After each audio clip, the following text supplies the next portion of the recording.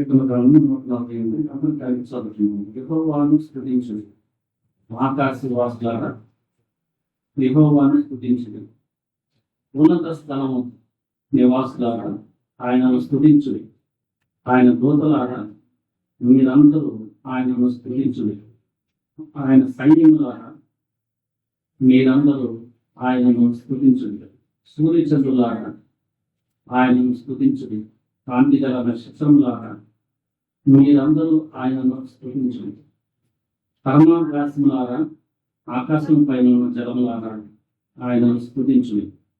యెహోవా ఆజ్ఞయుగా అవి పుట్టెను, అవి యెహోవా నామమును స్తుతించునుగా. ఆయన వాటిని నిత్య స్థాయులుగా స్థిరపరిచి ఉన్నాడు. ఆయన వాటి కట్టడ నియమించను, ఏది దాన్ని ప్రతిక్రమింపదు. భూమి మీద ఉన్న మకరములారా అగాధ జలములారా యెహోవాను స్తుతించుడి, అగ్ని వడగండ్లలారా హిమమ ఆవిరి ఆయన ఆజ్ఞ నెరవేర్చు తుఫాను పర్వతములారా సమస్తమైన గొడ్లారా ఫలవృక్షములారా సమస్తమైన దేవదారు వృక్షములారా మృగములారా పశువులారా నేలను ప్రాకు జీవులారా రెక్కలతో ఎదురు పక్షులారా భూరాజులారా సమస్త ప్రజలారా భూమి మీద ఉన్న అధిపతులారా సమస్త న్యాయాధిపతులారా ఆయనను స్తుతించుడి. యవ్వనులు కన్యలు వృద్ధులు బాలురు అందరూ యెహోవా నామమును స్తుతించునుగాక. ఆయన నామము మహోన్నతమైన నామము, ఆయన ప్రభావము భూమి ఆకాశంలో పైగానున్నది. ఆయన తన ప్రజలకు ఒక శృంగమును హెచ్చించున్నాడు, అది ఆయన భక్తులందరికీ ఆయన చెంత చేరిన జన్మకు ఇశ్రాయేలుకు ప్రఖ్యాతికరముగా ఉన్నది. యెహోవాను స్తుతించుడి. 148వ కీర్తనలో భక్తులు యెహోవాను స్తుతించుడి అని సృష్టిలో ఉన్న దేవుడైన యెహోవా చేసిన ప్రతిదీ కూడా ఆయన స్తుతించాలి అని దేవుడు ఆయన స్తుతిస్తా ఉన్నాడు. దేవుడు మనకి రక్షణ అనుగ్రహించింది. ప్రభువైన యేసుక్రీస్తు నామములో నిరంతరము తండ్రి అయిన దేవుడికి కృతజ్ఞతాస్తుతులు చెల్లించాలి, మనము చెల్లించాలి. ఆ తర్వాత మన హృదయం ఎలా నింపబడాలంటే సృష్టిలో ఉన్న దేవుడు చేసిన ప్రతిదీ కూడా ఆయన స్తుతించాలి. మనము దేవుడిని స్తుతించకుండా అలాంటి ఆలోచన అసలు మనం కలిగి ఉండలేము. ఫస్ట్ మనము దేవుడిని స్తుతించేప్పుడు నింపి ఉండినప్పుడే సృష్టిలో ఉన్న ఈ యావత్తు కూడా ఆయన స్తుతించాలని, వాటితో పాటు నేను కూడా దేవుడిని స్తుతించాలని మనసు కలిగి ఉంటాం. మనం రేపు పరలోకానికి వెళ్ళిన తర్వాత అక్కడ కోట్ల కొలది దేవదూతలు ప్రభువైన యేసుక్రీస్తు రక్తంలో పడబడిన గొర్రెల పడబడిన ప్రతి వారు కూడా ఆయన స్తుతిస్తూ ఉంటారు. సో మనం దేవుని స్తుతించే ఆ యొక్క హృదయంతో నింపబడాల.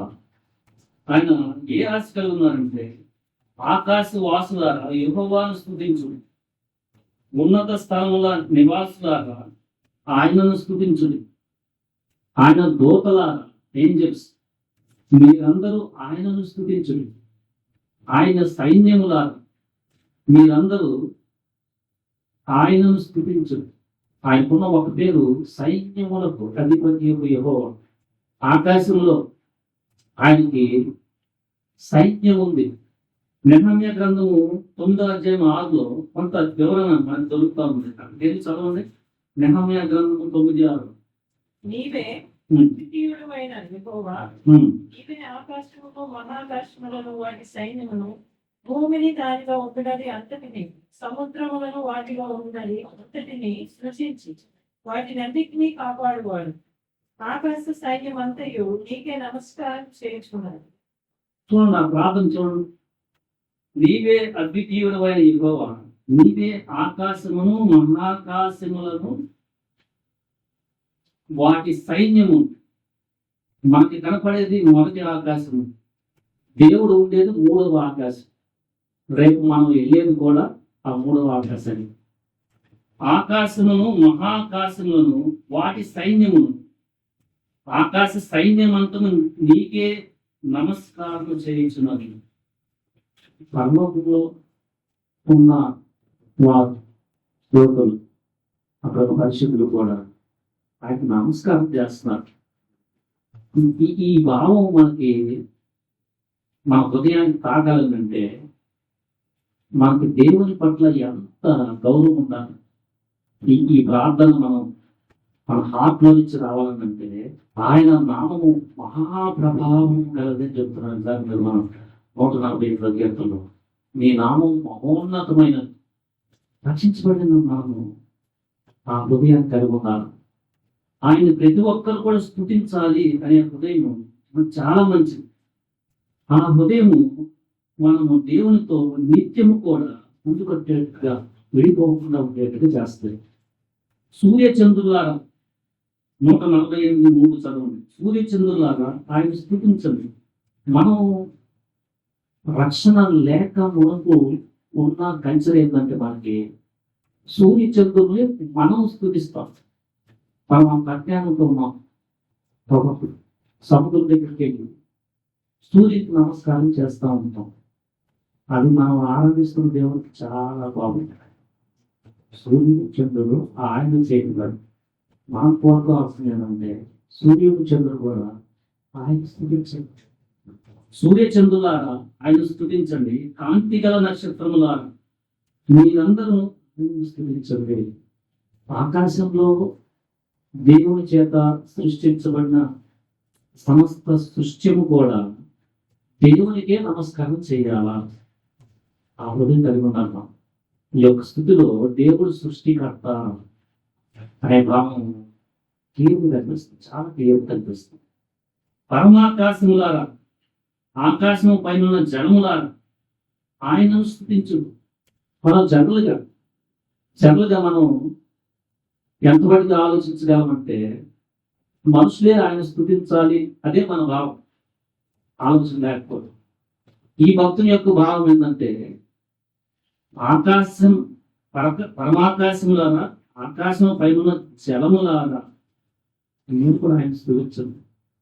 యశ్ప్రభా చెప్పారు, మీరు ఓరుకున్నారంతో ఈ రాళ్ళు నాకు కనపరుస్తాయి అన్నమాట. రాళ్ళు కూడా ఆయన చెప్పండి, పర్వతములు కూడా ఆయన చెప్పండి. యెహోవా ఆజ్ఞయుగా అవి పుట్టెను. క్లియర్గా చెప్తున్నాను. 5వ వచనం. సూర్యచంద్రులు కూడా ఆదికాండం 1వ అధ్యాయంలో దేవుని యొక్క సృష్టి యెహోవా కలిగేది ఏది కూడా యేసుక్రీస్తు ద్వారానే కలిగింది. యేసుక్రీస్తుకే నమస్కారం చేయాలి. 7వ వచనం. భూమి మీద ఉన్న మకరములారా అగాధ జలములారా యెహోవాను స్తుతించండి. అగ్ని వడగండ్లారా హిమము మంచు ఆవిరి ఆయన ఆజ్ఞను నెరవేర్చే తుఫాను వచ్చిందంటే ఆయన పంపించడమే. మన తుఫాన్లు వస్తూ ఉంటాయి. దేవుడు ఆజ్ఞిస్తేనే ఆ తుఫాను వచ్చింది. తుఫాను ఏం చేస్తుందంటే దేవుడు ఆజ్ఞ ఉందని వచ్చి నెరవేరుస్తాం. సూర్యచంద్రులు ఏం చేస్తున్నారంటే ఆయన ఆజ్ఞ ఇచ్చాడు, మీరు అలా చేయండి అని. మనం చూస్తున్నాం కదా 6వ వచనంలో ఆయన వాటిని నిత్య స్థాయిలుగా స్థిరపరిచి ఉన్నాడు. ఆయన వాటికి కట్టడం నియమించాడు. ఏది దాన్ని అతిక్రమించదు.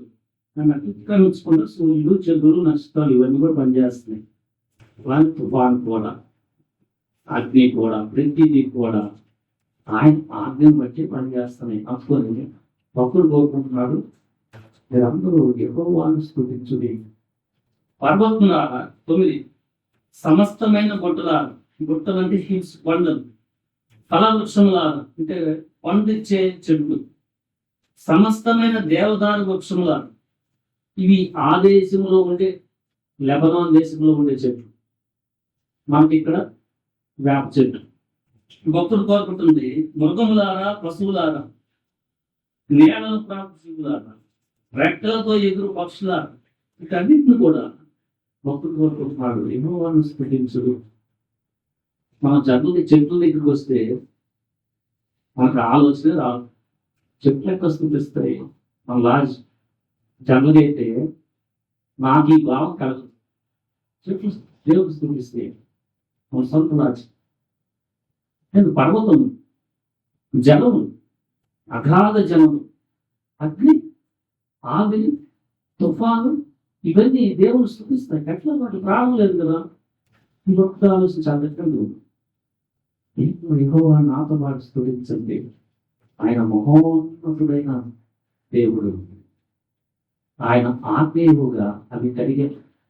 మనం తర్వాత చూస్తే నేలను ప్రాకు జీవులారా, రెక్కలతో ఎదురు పక్షులారా, భూరాజులారా, సమస్త ప్రజలారా, భూమి మీద ఉన్న అధిపతులారా, సమస్త న్యాయాధిపతులారా, యెహోవాను స్తుతించండి.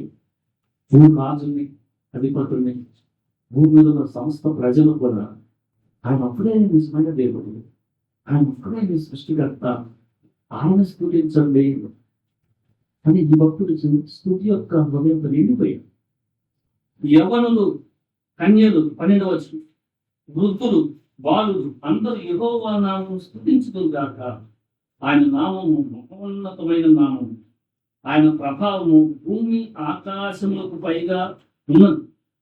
ఇది అందరు ఏజ్ రూపాలు, బాలులు, యవ్వనులు, వృద్ధులు అందరూ కూడా, ప్రజలందరూ కూడా ఆయన స్తుతించాలి. ఎందుకంటే ఆయన ప్రభావము అంత ఉన్నది. భూమి ఆకాశం అంత ఉన్నతమైన ఈ స్థితితో మనం నింపబడాలంటే పాపాన్ని ద్వేషించే తత్వం ఎంత వస్తా ఉంటే ఈ స్థితి నిజంగా మనకు వస్తుంది.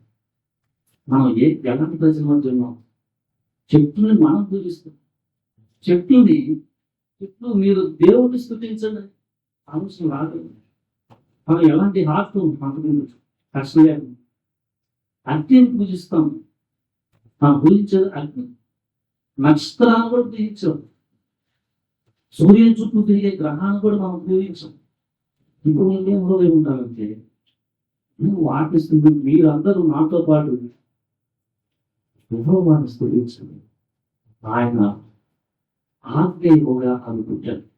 ఏది కూడా అతిక్రమించకుండా దేవుడు చెప్పిన పని చేస్తా ఉన్నాయి. తుఫాన్ అయితే ఆజ్ఞ నెరవేరుస్తావు.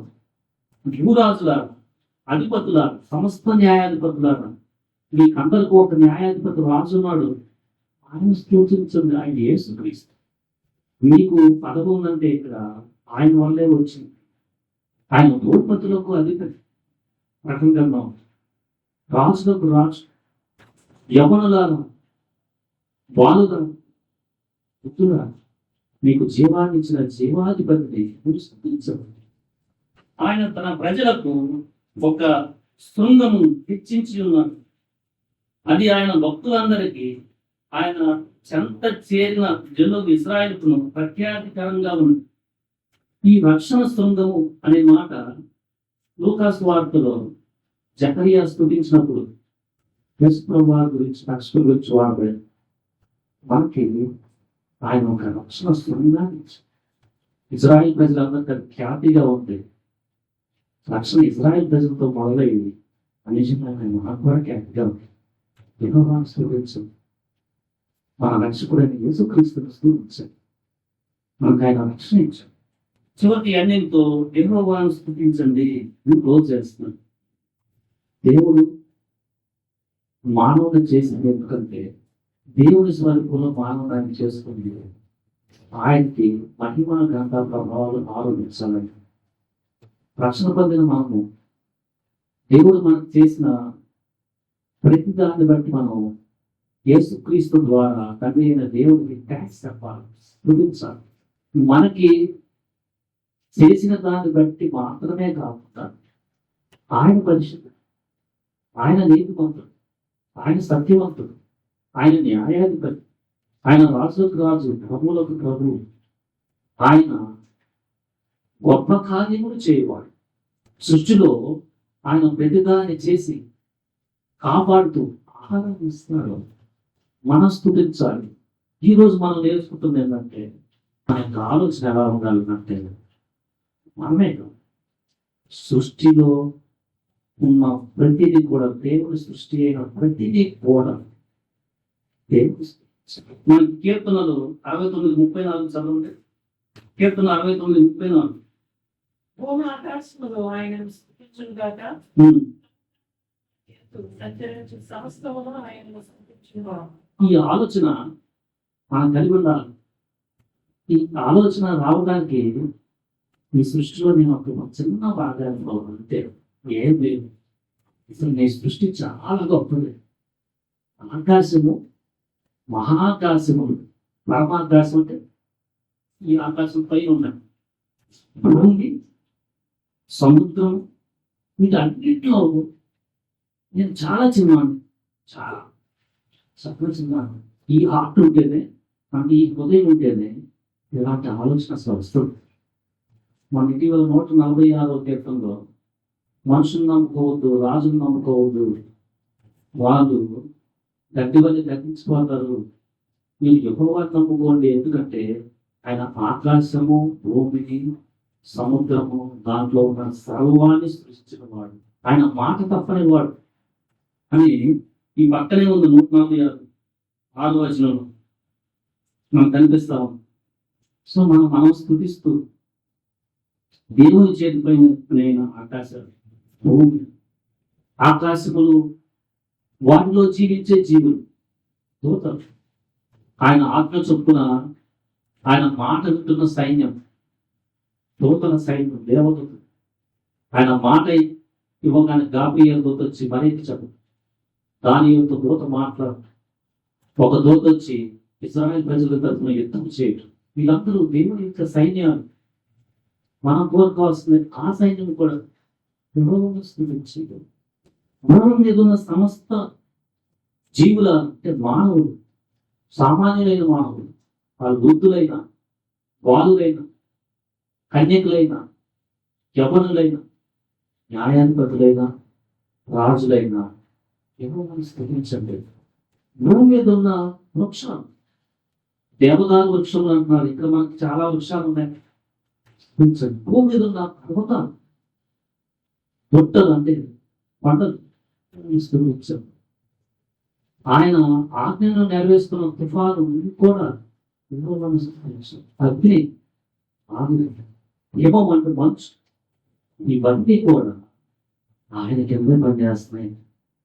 మనం కూడా ఇప్పుడు ఎట్లా ఉంటున్నామంటే, ఇంకా ఆయన ఆజ్ఞ ఇవ్వాల, నరులారా తిరిగి రండి అన్నాడా, అయిపోతుంది మన లైఫ్. ఇక్కడ మనం కోరుకోవాలి, ఇప్పుడు నేను ఈ భూమి మీద నేను ఇంకా ఎక్కువ స్థితిస్తానికి నాకు ఏం సహాయం కోరుకోవాలి. ఒకసారి ఆలోచించాను. ఈ భక్తుల వల్లే మనం కూడా దేవుని స్థితిస్తూ సృష్టిలో ఉన్న యావత్తు కూడా ఆయన స్థుతించాలి, ఆయనకు నమస్కారం చేయాలి. మనము ఆ ప్రజలు ఎల్లప్పుడూ కూడా కోరుకోవడం కాక దేవుడి మాటలు దీవించడం కాక. ఆమేన్.